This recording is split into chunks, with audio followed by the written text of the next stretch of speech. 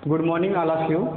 आज हम 9th class में सेकंड चैप्टर पॉलिनॉमियल यानी बहुपद को पढ़ाने जा रहे हैं। तो ध्यान देना, बहुपद में सबसे पहले हम बहुपद जानते हैं। बहुपद क्या होता है? बहुपद ऐसा मतलब एक प्रकार का ऐसा व्यंजक होता है जिसमें चर के पूर्णांक घात हो, जिसमें चर के पूर्णांक घात होता है वह बहुपद होता है। यानी यहाँ पे देखिए इस प्रकार से, जैसे x+1 लिखा रहा है तो ये बहुपद है। इसमें ये पूर्णांक घात है यानी पूर्ण संख्या के रूप में दिया गया एक घात। और कहीं पर अगर इस तरीके से लिखा रहा है x² + 2x+5, ये भी क्या है? एक प्रकार का क्या है? बहुपद है।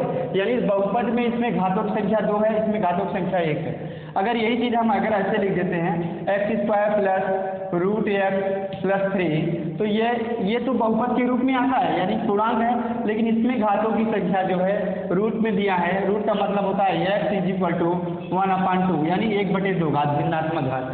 अगर भिन्न के घात में आता है, भिन्न के घात के रूप में आता है तो वह बहुपद नहीं होता है। भिन्नात्मक घात अगर x पे आता है, किसी भी चर पे आए, भिन्नात्मक घात, ऋणात्मक घात, तो वह बहुपद नहीं होता है। जैसे ऋणात्मक मतलब है कोई है x+1/x जो है, इसका मतलब ये हुआ x + x पे -1 घात। इसका मतलब ये हुआ कि ये ऋणात्मक घात, ये यहाँ पे धनात्मक घात है लेकिन ये ऋणात्मक घात आया। ऋणात्मक घात होने का मतलब ये जो पूरा पद दिया रहेगा बहुपद में नहीं होगा। कहीं पे अगर इस तरीके से लिखा रहा है x² + √3x+1, अब ध्यान देना ये तो पूर्णांक है, इस पे भी x से पूर्णांक है, चूंकि करने में केवल 3 ही है। तो ऐसा अगर व्यंजक हमें मिलता है तो वह बहुपद होता है। क्या होता है? बहुपद होता है। अगर हमको यही चीज़ अगर ऐसे लिखा जाए x² + 3√x+1, से हमने उल्टा कर दिया इसका, ये तो पूर्णांक में है, ये जो है ये पूर्णांक में नहीं है, तो ऐसा ये क्या हो जाएगा? ये बहुपद नहीं है। इस प्रकार से क्या है? बहुपद नहीं है। इसे हम बहुपद नहीं बोलेंगे क्योंकि इस पे जो है 1/2 घात के रूप में आया। अगर हमने क्या बताया, भिन्नात्मक घात हो, ऋणात्मक घात हो, किसी भी व्यंजक पर, एक चर पद पर और व्यंजक में दिया रहे तो वह जो है बहुपद नहीं होता है। वह क्या है? बहुपद नहीं होता है। इस प्रकार से हम बहुपद को परिभाषित करते हैं। चलिए थोड़ा सा और चलते हैं इसमें। बहुपद के प्रकार, दूसरे में बहुपद जो है कितने प्रकार के होते हैं? जैसे देखिए यहाँ पे एक होता है रैखिक बहुपद, एक होता है द्विघात बहुपद होता है, उसके बाद में त्रिघात बहुपद। इस प्रकार से हम बहुत से बहुपद को बढ़ा सकते हैं। बहुपद के प्रकार यानी जैसे कहीं पे लिखा रहा है x+1, ये जो है रैखिक बहुपद है। ऐसा बहुपद जिसमें चर के केवल एक घात पाए जाते हों रैखिक बहुपद कहलाते हैं। रैखिक बहुपद कहलाते हैं। इस प्रकार से हम इसको रैखिक बहुपद कहेंगे। अगर यही चीज़ हम इसमें ऐसे लिख दें x² + 2x+5, अगर ऐसे रहता है तो इसमें जो है बहुपदों की संख्या, ध्यान देना, इसमें घातों की संख्या 2 है, अधिकतम घातों की संख्या 2 है, इसलिए द्विघात बहुपद हो गया। घातों की संख्या हम गिनेंगे, द्विघात बहुपद हुआ। अगर हम यही चीज़ अगर ऐसे लिखेंगे x³ + 2x² + 2x+5, तो अगर इस प्रकार से रहता है, इसमें घातों की संख्या अधिकतम 3 है, इसलिए बहुपद की मतलब ये त्रिघात बहुपद के रूप में लिखा गया है और इसे त्रिघात बहुपद कहेंगे। इस प्रकार से बहुपद के प्रकार होते हैं। अच्छा ध्यान देना, कभी कभी ऐसा भी देता है बहुपद के प्रकार, ये हुआ कभी कभी देता है कितने पद में है, पदों की संख्या बताइए। एक पदी बहुपद है कि 2 पदी बहुपद है कि त्रिपदी बहुपद है। तो अगर एक पद में रहेगा, कहीं पे लिखा रहा है 2x, ये तो जो है एक पदों में है इसलिए इसे एक पदी बहुपद बोलेंगे। और ये 2 पद में है, 2 पदी बहुपद हुआ। ये जो है 1 पद, 2 पद, 3 पद, इस प्रकार से त्रिपदी बहुपद हुआ। ये हम आपको पॉलिनॉमियल चैप्टर जो पढ़ा रहे थे तो आपको ऐसा एक्सप्लेन करके बताए थे, लेकिन आज हम एक वीडियो बना रहे हैं। इस वीडियो के माध्यम से आप वीडियो देखेंगे, उसके बाद क्वेश्चन को सॉल्व करेंगे। चलिए हम इस पे आते हैं, बहुपद का मान निकालना। कि कोई भी बहुपद दिया रहे उसका हम मान किस प्रकार से निकालते हैं। जैसे कोई भी बहुपद दिया रहे x + 5 ऐसा दिया रहे, इसमें हम x + 5 = 0 करके दिया रहे। इस बहुपद में हमें s का मान निकालने के लिए क्या करेंगे, x = -5। ये बहुपद का मान निकालने का मान, इस प्रकार से हम मान निकालते हैं। कोई भी बहुपद दिया रहे उसमें मान निकालते हैं। जैसे ये द्विघात बहुपद है तो द्विघात बहुपद का हम गुणनखंड करते हैं। क्या करते हैं? गुणनखंड करते हैं। जैसे कहीं पे लिखा रहे x² 2x धन 1 ऐसा करके दिया रहा है। इसमें बहुपद का मान निकालते हैं तो ये हो जाएगा x प्लस 1 का होल स्क्वायर। तो x प्लस 1 का होल स्क्वायर कैसे आया, इसमें a plus B plus C a plus B का होल स्क्वायर का सूत्र लगा है, a प्लस बी का होल स्क्वायर, यानी होता है इसमें या a square plus 2ab plus B square. तो वही चीज इसमें लिखे हैं, a स्क्वायर प्लस 2 गुणे a गुणे 1 यानी 2x आएगा धन 1 का वर्ग करेंगे 1 आएगा, x प्लस 1 का होल स्क्वायर हम बराबर 0 लिखेंगे, यहाँ लिखेंगे x प्लस 1 एक बार, दूसरी बार x प्लस 1। तो ये हो जाएगा x प्लस 1 बराबर 0, x बराबर -1, x बराबर -1 एक बार आएगा, वही सेम इसमें भी आएगा x बराबर -1। इस प्रकार से हम बहुपद का मान निकालते हैं। कोई भी बहुपद दिया है उसका हम मान इस तरीके से निकाल लेते हैं। अब ध्यान देना, इसमें द्विघात बहुपद था इसलिए 2 मान आया। अगर एक पदों का बहुपद है यानी रैखिक बहुपद रहेगा तो एक ही मान आएगा।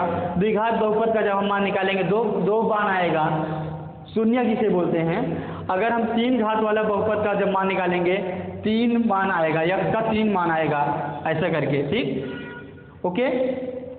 चलिए अब हम चलते हैं शेषफल प्रमेय में। शेषफल प्रमेय का मतलब बड़े इंपॉर्टेंट है ये शेषफल प्रमेय।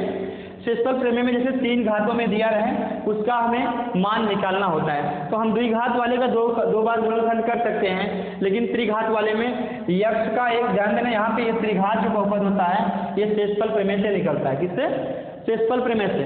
शेषफल प्रमेय का मतलब ऐसा है कि इसमें यक्ष का ऐसा वैल्यू हम यहाँ पे रखते हैं, ऐसा मान यहाँ रखते हैं जो इस समीकरण को 0 कर दे, जो इस समीकरण को 0 कर दे। चलिए हम यहाँ पे लिखते हैं x बराबर -1 रखने पर, 1 रखने पर। चलिए हम x का मान -1 रखेंगे तो ये -1 का वर्ग क्यूब, फिर -3 गुणे -1 का वर्ग, -9 गुणे -1 -5 ऐसा आ जाएगा। फिर यहाँ पे ध्यान देना, माइनस का मल्टीप्लाई करते हैं। अगर किसी भी अंक पर विषम घात की संख्या हो और वह ऋणात्मक हो तो उसका मान जो है ऋणात्मक आता है। तो यहाँ पे आ जाएगा -1, ये आ जाएगा, ये तो विषम संख्या है इसलिए धन में आएगा 1, फिर 1 का गुणा 3 में करेंगे -3 आएगा, फिर यहाँ पे क्या होगा माइनस गुणे माइनस प्लस 9, फिर यहाँ पे -5 दिया है। ध्यान देना, इसमें यहाँ पे -1 -3 -5 -9 प्लस 9 बराबर 0 बराबर 0।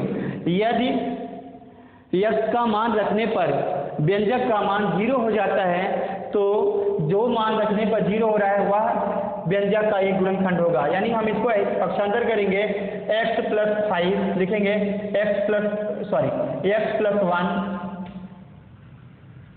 व्यंजक का एक गुणनखंड है, व्यंजक का एक गुणनखंड है, एक गुणनखंड है। इस प्रकार से हम व्यंजक का जब एक गुणनखंड हमें मालूम हो गया तो इसी x प्लस 1 से हम भाग देते हैं। चलिए इसमें भाग का तरीका भी हम सीख लेते हैं। भाग करने का भी आपका क्वेश्चन मतलब कि एक्सरसाइज में दिया गया है, किस प्रकार से हम एक बहुपद में दूसरे बहुपद का भाग करते हैं। चलिए यहाँ पे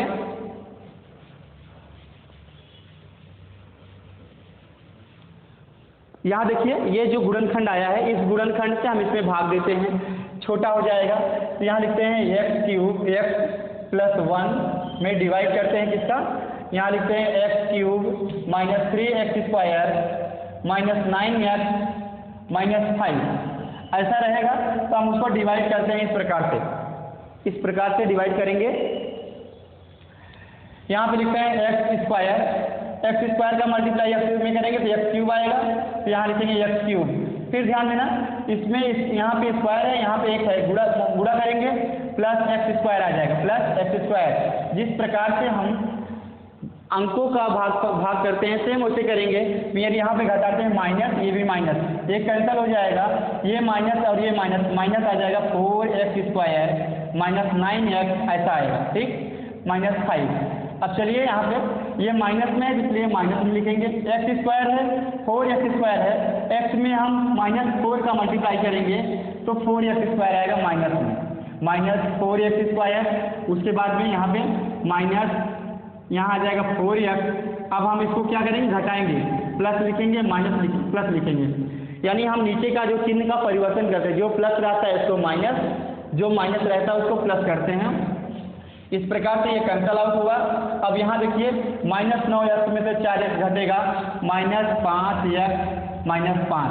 अब यहाँ माइनस लेंगे, एक बार ले जाएंगे, सॉरी 5 बार ले जाते हैं, 5 बार ले जाएंगे, 5x हो जाएगा -5x और यहाँ पे +1 -5। अब यहाँ पे प्लस, ये भी प्लस, ये कैंसिल हो जाएगा दोनों, ठीक समझ में आ रहा है ना, ये कैंसिल हुआ। अब यहाँ पे 0, शेषफल क्या आया, 0 आया, शेषफल क्या आ जाएगा 0। इस प्रकार से हम पहला गुणनखंड हमारा ये, दूसरा गुणनखंड वो हो जाएगा। इस प्रकार से हम इसको सॉल्व करते हैं।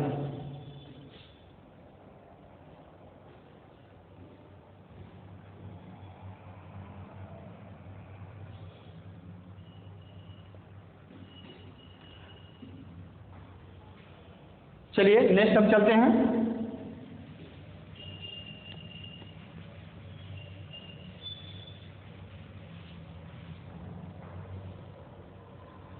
नेक्स्ट में हम कुछ सूत्र लिखते हैं यहाँ पे।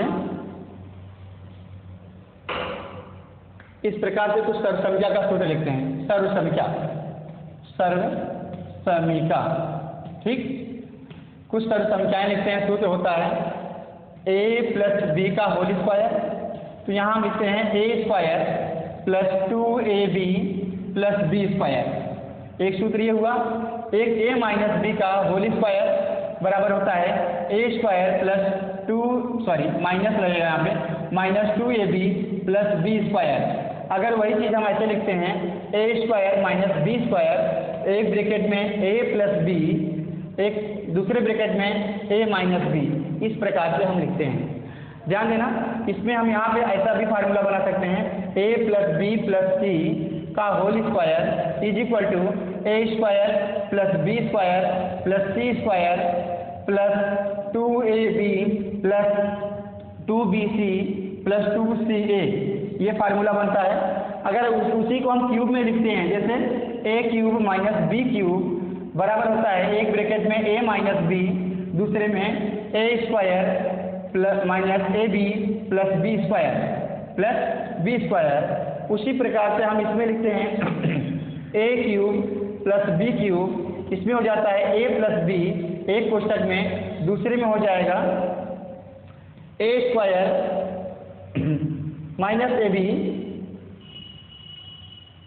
a² + ab + b²। सॉरी, ये आपके फार्मूला नहीं है, यहाँ पे क्यूब तक लगाएंगे हम, ठीक है, स्क्वायर तक लगाएंगे। बाकी हम इसमें लिखते हैं यहाँ पे a + b का होल क्यूब। यहाँ लिखेंगे a³ + b³ + 3ab कोष्ठक में a + b। जब हमारा प्लस का फार्मूला रहेगा तो ऐसे लिखेंगे। यहाँ लिखते हैं a + b का a - b का होल क्यूब, a - b का होल क्यूब। यहाँ हो जाएगा a³ - b³ - 3ab ब्रैकेट में a - b। इस प्रकार से हम इसको सॉल्व करेंगे। Okay, a³ - b³ = a - b bracket में a² + ab + b² b²। उसी प्रकार से इसमें लिखेंगे a³ + b³, यहाँ हो जाएगा a + b, एक ब्रैकेट में, दूसरे में a² - ab + b²। ये हमारा फार्मूला बनता है। तो ये फार्मूला आप इसको 1 2 3 4 5 6 7 8 इसको आप देखेंगे, लर्न करेंगे। इसी पे आधारित आपका सर्वसमीका का इस चैप्टर से बहुपद में जो क्वेश्चन आपको मतलब कि नहीं आ रहा है समझ में, इस सब फार्मूले से हम इसको पूरा सॉल्व कर पाएंगे। और जो शेषफल प्रमेय दिया गया है, इस शेषफल प्रमेय को हम कैसे किस प्रकार से निकालते हैं, हम इसमें समझा दिए हैं, आपको समझ में आ जाए। ठीक है, ओके, थैंक यू।